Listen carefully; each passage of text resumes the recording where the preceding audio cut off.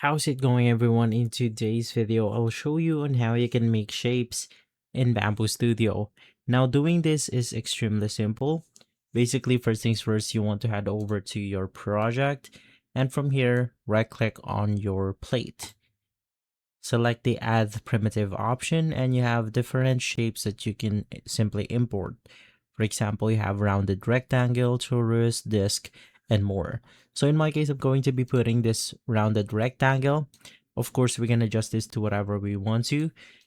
I'm going to scale it up a bit, and then basically there you have it. If you want to add different shapes, you could just do the same thing. And with this one, let's insert this cylindrical shape onto our model. So let's adjust the sizing once again, and that's basically it. So that's how easy it is to simply do this.